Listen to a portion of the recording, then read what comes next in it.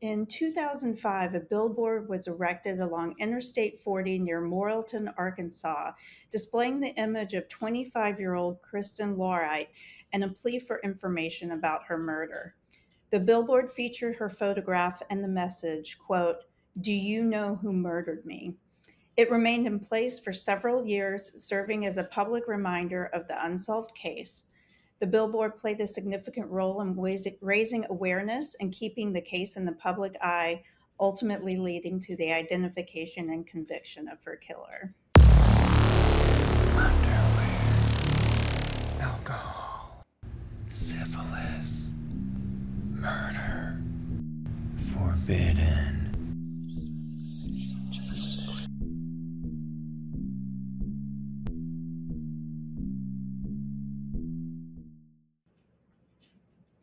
Very cool. Yes. This sounds familiar, but I feel like I don't know it still, so I'll be curious. Yeah, well, my sources before I get into it today are Arkansas Online, excuse me, Arkansas Online, which I think is kind of like their online Democrat Gazette newspaper in Arkansas, CNN, the New York Post, Wikipedia, and Crime Solver Central. And why I chose this specific story is because this happened right around where my grandparents live. They live in, or their farm is in Plummerville, Arkansas, which is between Conway and Morrilton. And I distinctly remember, even though I wasn't living in Arkansas at the time, I remember seeing this billboard and it completely creeped me out, and I was just like, wow, for somebody's family to take out like money to put up this billboard, and it was there for quite some time. Like I said, it was there for a few years. But the actual crime happened on August 25th of 2000. 25-year-old Kristin Laurite pulled into a rest stop in Morrilton, Arkansas, and was never seen alive again. Her body was discovered the next day. She had been stabbed 10 times, mostly in the neck, and had also been sexually assaulted. Police had to find a killer who could already be thousands of miles away, since this happened on a major interstate where she had stopped during a cross-country trip. So a little bit about Morrilton. It's a Hang on. city. Mm-hmm. Did you give your sources yet? Yes. Okay, did you want me to intro us? Oh my gosh, I completely forgot about that. We may have to flip the script on this one. All right, let me do this real quick. Welcome to Forbidden, the podcast where we discuss the disgusting, the dark, and the disgraceful in our unmentionables. Yes, we've slipped into something more comfortable, listener, and I hope that you are doing the same. I am Blake Roberts. And I'm Amanda Kamada. Clearly out of my mind. out of your gourd. But this is our limited series, Dead End, where the open road takes a dark turn. Haunted truck stops, disappearances on desolate highways, and other hidden dangers that lurk just beyond the headlights. Yes, and basically, as I had just said, this happened at an interstate rest stop. So, just a little bit about, well, you're very familiar with it because I am 100% sure that you drove right past all of this during your times of going back and forth from Tulsa to Savannah College of Art and Design during those 17-hour trips you were speaking of in our last episode. Because Morrilton is a city in Conway County, Arkansas. It's about 50 miles northwest of Little Rock, and it's right on I-40. Okay. The city is the county seat of Conway County, and the population in 2020 was just under 7,000 people. So 6,992 people. So a very small town, but both of my parents are from that area. It's a part of the state that's very, sort of near and dear to my heart because that's where my grandparents' farm was, it still is. Only my grandfather lives there. He's the only one that's alive now. But I grew up going to Morrilton, and so I'm you know, kind of tied a little bit to this story in that I recall this all happening and the number of years that this billboard was actually up before the crime was solved. So, a little bit about Kristin. She was a woman from Scotch Plains, New Jersey, so very far from home, and was en route to Eureka, California to start a job that she had just gotten at a daycare center. She was driving her 1972 Volkswagen van with her two dogs and stopped at this secluded rest area along I 40 to refresh herself and allow her dogs to play near a pond. The following day, truckers found one of her dogs running loose and contacted her mother. So my guess is that her dog probably had some sort of contact information on their collar, Mm. and they made a phone call. Now, I don't even want to know what happened to the other dog. I couldn't find out what happened to the other dog. I know that she had two. But they found one of her dogs running around, contacted her mother, and led authorities to discovering her body nearby. She had been sexually assaulted, as I said, and stabbed multiple times. She was remembered as a free spirit and kind hearted individual who had traveled extensively across the United States, often following her favorite bands, the Grateful Dead and Fish. Oh, Yes, yes. And I don't know, there's just something like I can totally see this girl because, I was probably around the same age at the time, and I knew people who traveled around the country, going to see Fish and the Grateful Dead. They had their Volkswagen, VW vans, and her tragic death served as a somber reminder of the vulnerabilities faced by travelers and the importance of justice for victims and their families because it did take so long. The case remained unsolved for several years until DNA evidence linked Ronald James Ward, a drifter who was already serving a life sentence in Montana for another murder. And they linked him to her death. He was charged with first degree murder in 2007. So remember that the billboard was erected in 2005. She was actually killed in 2000. So it took about 7 years for them to catch him. And he pled no contest, acknowledging his responsibility despite claiming to have no memory of the crime due to intoxication. mm. I'm like, sure. It says he was sentenced to life in prison, although he was already serving that life sentence in Montana for killing someone else. Mm. So, what's interesting about this story is even though he was in Montana in prison, they actually linked four different murders to this gentleman. So, Ronald James Ward was born in 1966 in Hood River, Oregon, and was raised in the areas of Eugene and Springfield, Oregon. His upbringing was tumultuous. His father, Ronald Sr., was described as an abusive womanizer who divorced Ward's mother after infecting her with syphilis. Oh, our favorite. I know, there Our comes that favorite syphilis again. sponsor of Forbidden. Yes, syphilis. He claimed to have had 8 stepmothers during his childhood and dropped out of school in 6th grade.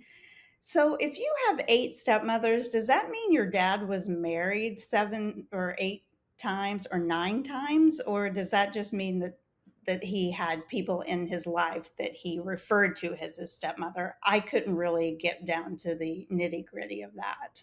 Yeah, man, the Pacific Northwest really used to churn out the serial killers, didn't they? I'm telling you, I'm telling you. So he dropped out of school in the 6th grade. So he had a 6th grade education. And at 19, he married a woman named Donna, and they had 6 children. Ugh. Yes, he took on various jobs, including truck driving, home building, and commercial fishing. However, his marriage deteriorated, and Donna eventually moved to Arkansas, which I guess is where this tie in sort of comes, taking the children with her, leaving Ward to lose contact with his children and stepchildren. His drug habits further destabilized his life, making it difficult for him to maintain steady employment. So, who were his confirmed victims? So, From what I could tell, it looks like Kristin Laurite was actually the first person that he killed. When you look at the synchronicity of the dates of those that he killed. So she was 25 years old, was murdered on August 25th of 2000 near this rest stop on Interstate 40 outside Morrilton, Arkansas. Um, when I say that he was intoxicated, it said that he was intoxicated with moonshine, cocaine, and heroin when he encountered her. Good Lord. I know. First of all, like what a combo. I mean, how moonshine, cocaine, and heroin. Yeah. So when he says that he doesn't remember killing her, like, I mean, granted, totally out of it for sure, but he had the wherewithal to, he had enough, control over himself or, to stab her, sexually assault her, that sort of thing. I think he probably remembered doing it. It's not like when you wake up and you forget that you accidentally sent your ex like a D pic. Exactly. Whoops. Oops. Whoops. Murdered that person. Yeah, exactly. I mean, because I have woken up with many, many regretful memories from the night before or something. Now, keep in mind, they haven't involved moonshine, cocaine, and heroin, Or but murder, or hopefully. murder, hopefully. But his second victim was a gentleman named Craig Patridge. I hope I'm not totally just brutalizing that name, Petrick. He was 43 years old. So the date of his murder was October of 2000. So she was murdered in August, and he was in Arkansas, and he was murdered in the Sapphire Mountains of Montana. Never heard of it. But the way that his murder happened was he was selling his motorhome when he met Ward at an RV park in Hamilton, Montana. Shortly after, he disappeared. 2 weeks later, his bullet riddled body was found in the Soft Rock recreational area. Ward had claimed that after a night of drinking, that Patrick had assaulted his girlfriend Hattie Ann Baker, prompting Ward to shoot him. Now, here that's crazy, like if someone is messing with your girlfriend, you don't go and shoot them like, a gazillion times. But authorities believe that he and Petrick had gone to the mountains together, where Ward beat him with a rock before shooting him 3 times in the chest and hiding his body in a rock crevice. Yes. So that was in October of 2000. His next victim was Jackie Travis, who was age 49 at the time of their murder. Their murder happened on December 7th of 2000. So he's going on like a every 2 month murder spree. And this particular murder was in Merced, California. So he was getting around. Travis was originally from Jonesboro, Arkansas, which is kind of crazy because he was murdered in California.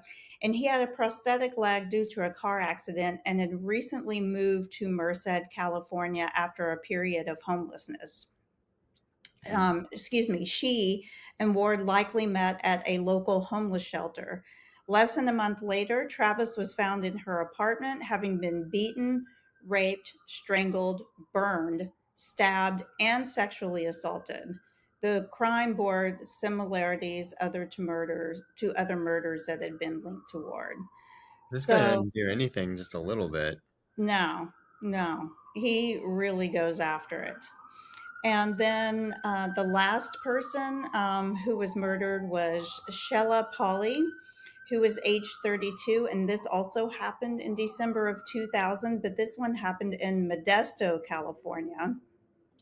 Polly was a homeless divorcee with 3 children. She was in Las Vegas taking exams to become a nursing assistant and had planned to return to Modesto to share custody with her ex husband. Her body was found beaten, stabbed, and sexually assaulted and covered with leaves in Modesto's Dry Creek. Witnesses reported seeing Polly with Ward shortly before her murder. So he was finally, Ward was arrested after fleeing Montana and committing these crimes in California. He was arrested first for the connection of Sheila Polly's murder. And then he was extradited back to Montana and confessed to Petrix's murder. And in 2007, DNA evidence linked him finally to Laurite's killing. He pled nolo contendere in Arkansas for Laurite's murder, citing the DNA evidence as conclusive proof that he had, in fact, committed the murder. Subsequently, DNA evidence connected him to the murders of Polly and Travis in California, but authorities believe that these were not Ward's only murders, given his extensive travel across the country. On April 11th of 2014, so 2007 is when they finally caught him and started convicting him for these crimes. But on April 11th, 2014, he was found unresponsive at his high security cell at Montana State Prison and was pronounced dead at the hospital. The exact cause of death was not disclosed, but no foul play was suspected. Just in closing, the rest area where Laurite was found in Arkansas has since been closed. Her family, particularly her mother, expressed relief and a sense of justice upon his conviction, although they acknowledged that the pain of their loss would never fully subside. So that is the story of Kristin Laurite, who was murdered, and Billboard actually helped solve her murder. Short and sweet. Like I said, it sounds familiar, the Billboard thing, but maybe there are other Billboard stories out there because it really didn't ring a bell for me. And the fact that he was a serial killer, right? Mm-hmm. The background is always the part that I find the most intriguing in these sorts of stories is, the why behind why they did it. Mm-hmm. And it's always that, like, what happened in their childhood to make them turn out this way, or is it part nature, Were Nature they, versus nurture. yeah. Um, Like, I wonder if his mom actually had syphilis whenever she was pregnant with him or something, and it caused him to go crazy. Because I think, can't syphilis cause you to cause like yeah, mental health issues and stuff like that? Or I yeah, don't know if syphilis can actually be passed on in utero, but one thing to look into. But I just find it very difficult to believe that these were the only four murders that he committed as well, because yeah, the juxtaposition of like Montana with Arkansas is like crazy, and then to go, and Montana's quite far from even Northern California area. So there's no telling what unsolved murders may be actually linked to this same gentleman. yeah. And just also the fact that the murders were so tight together, like those like 2 month intervals. Mhm. And really just four. I mean, maybe, but it would not be shocking if there were more out there. Yeah. And rest areas have always really creeped me out. Rest areas are creepy. Yeah. Like, so many shady things can happen there. Obviously, like this, or even on the sexy side, like maybe there's a glory hole in there somewhere. Yes, I'm sure there are lots of glory holes at But rest also areas. a glory hole where you could walk out of there with syphilis. Yes, particularly if this guy was around, or his mom, I guess I should say. His mom. Yeah. But what really, I don't know what made me remember this story, when we started talking about doing this theme for our episodes, but it sort of stuck with me for a number of years. And I often wondered over those years, like whenever I started researching this again, I wasn't sure if they had ever even found her killer or not. And then I started doing some research and found out that, yes, in fact, in 2007, they did find her murderer. And this is who it was. Yeah, it's kind of it is interesting. I mean, I'm not that that's happened to me, but when you have a story like that from your younger days, and to know that someone closed the loop on it. Yeah. Because this happened 25 years ago. I mean, that's a long fucking time ago now. And Yeah. I can describe this rest area for you too. It was not, like some rest areas are really large and they Hmm. have like tons of parking spaces. They're always very crowded. I remember, when we would take road trips to Florida, that the rest areas would always be super busy, people everywhere, lots of people with children and stuff like that. This rest area, not so much. And I think it's because along that I-40, there are so many alternate places for one to stop off, Like at a like gas gas station. So it's stations or restaurants or that sort of thing. yeah. So these rest areas are much more dimly lit, excuse me. Not as many people around, that sort of thing. Like, I don't think I would have stopped at a rest area that looks like that. So it doesn't surprise me. Like, I don't know Unless if you were they, working unless I was working. on the other Exactly. side of that glory hole. Exactly. Yeah. But it's definitely one that I would pass by if I were driving through because it was so like kind of looked abandoned and that sort of thing. And I'm not sure if the reason that they finally closed it was because this happened to her. It wouldn't surprise me. But it was never one of those rest areas where I felt safe pulling off, for any reason or Yeah. pulling out of.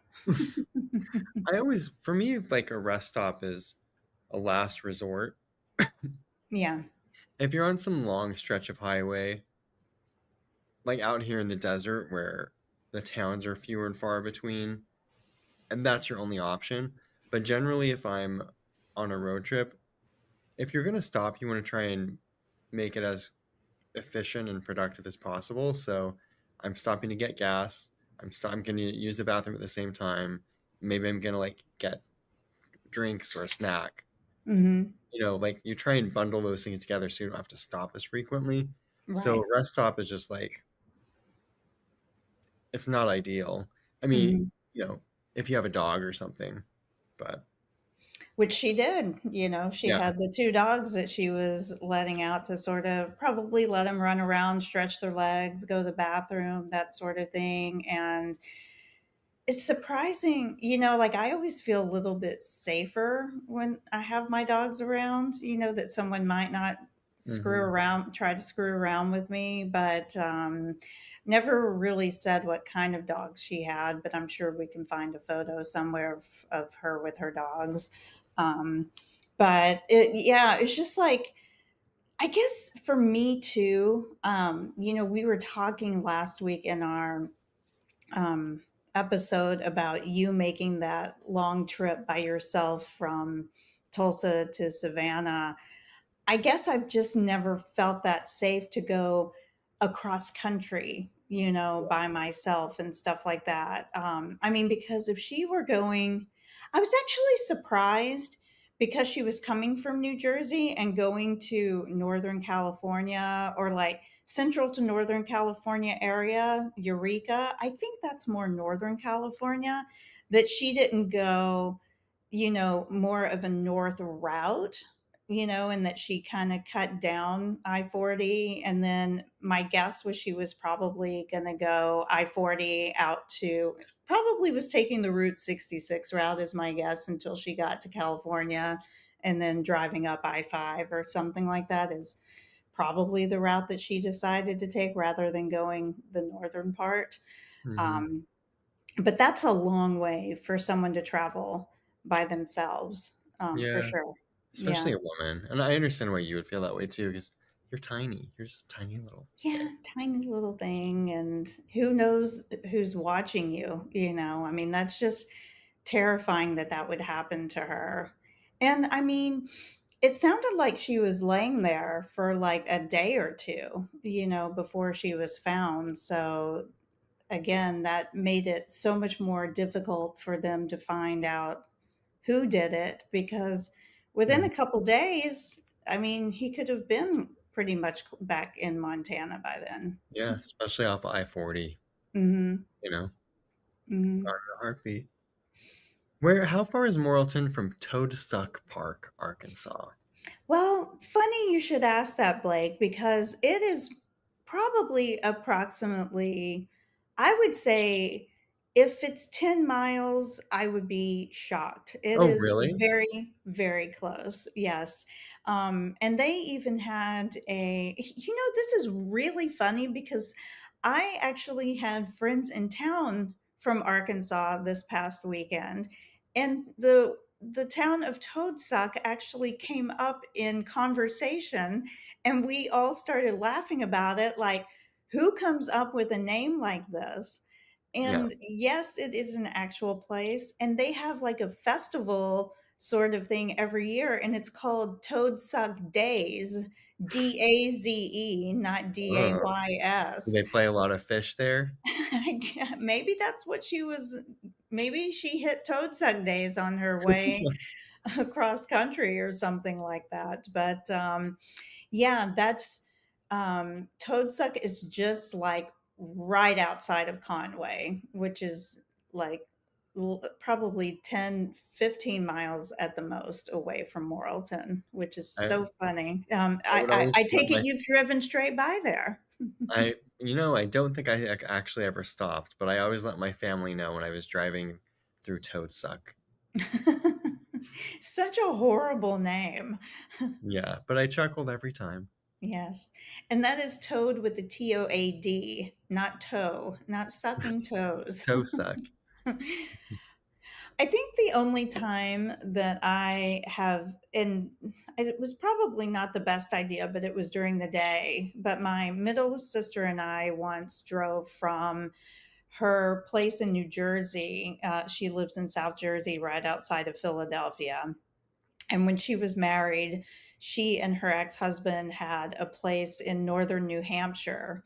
It was this beautiful little like home right on a lake, and it was super nice, but it was like 12-hour. It was a good 12-hour drive or so from their place in New Jersey.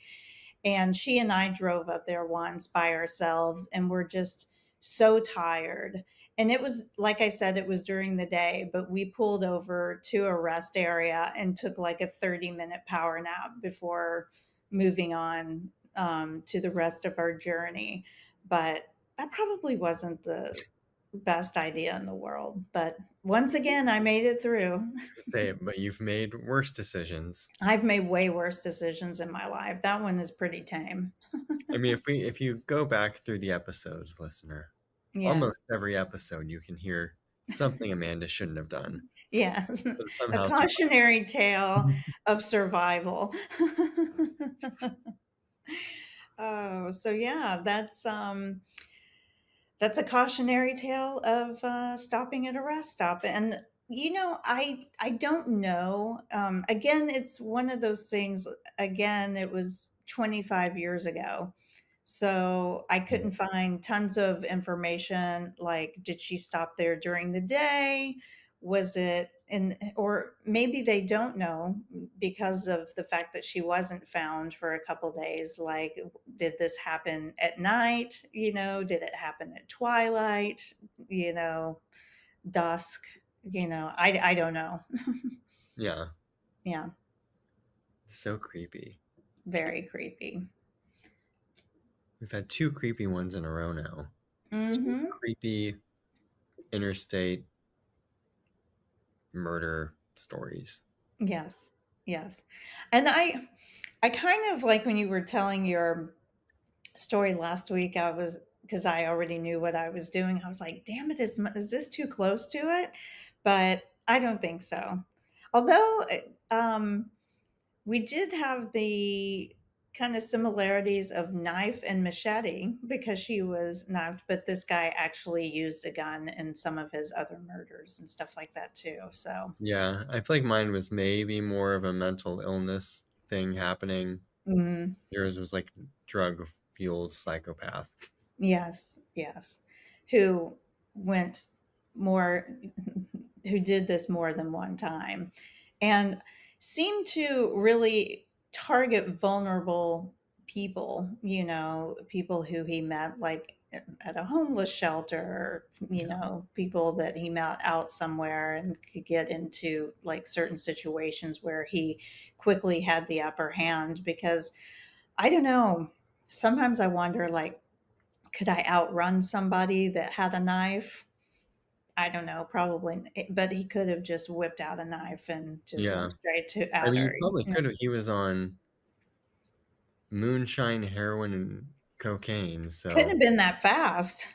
I wouldn't think so. Yeah. Yes.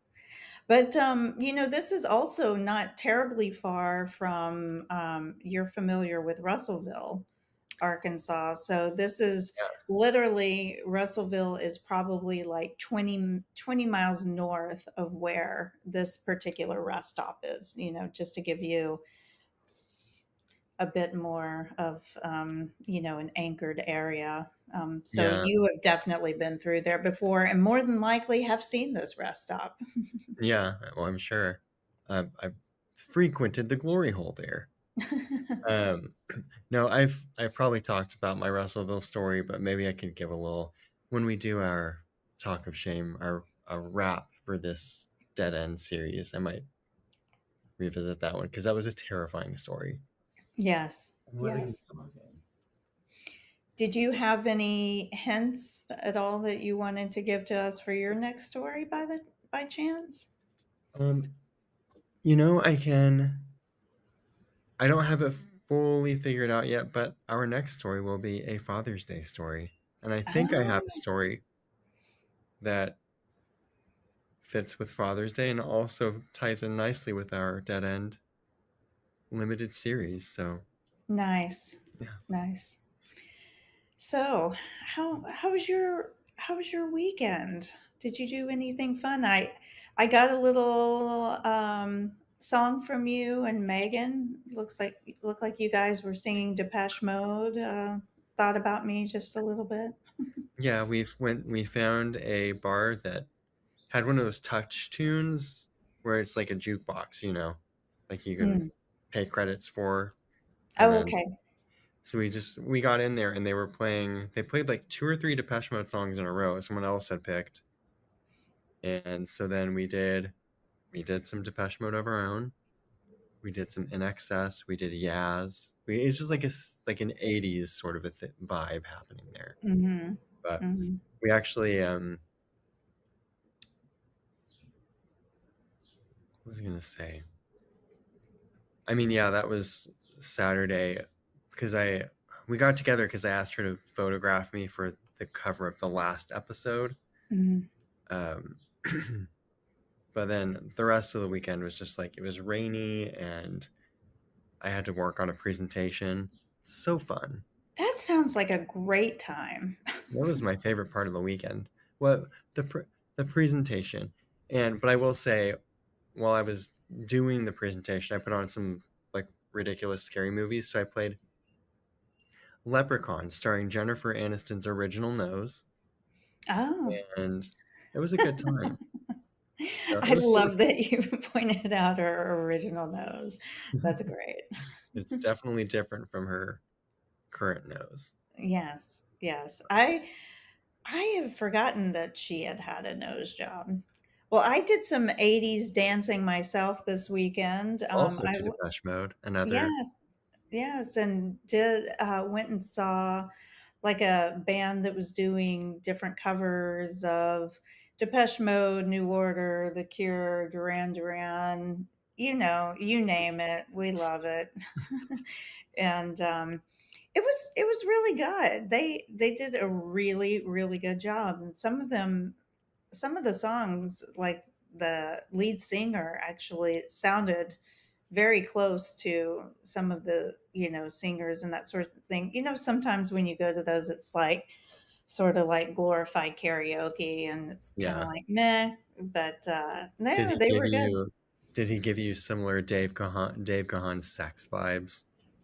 Not like you did with your photo for the last cover, It was the which was black leather pants. it was the black leather pants for sure, for sure. Um, but when I was there, somebody handed me, I don't know if I told you this or not yet, but someone randomly handed me a little card. And on that card, on the outside, it said, "You're awesome." And then I opened up the inside of the card and it said, "You're too marvelous for words," which I thought was very nice to come from a stranger. And Yeah. I didn't go back and talk to them or anything. I don't think I even looked at the card until I got home. I just kind of took it and was like, "Oh, thanks." Well, I may have been drinking a little, Blake. I don't know. Yeah, how did you feel the next day, Amanda? Yeah. Well, I felt fine. Hmm. Sure. You're like, yeah, sure you did.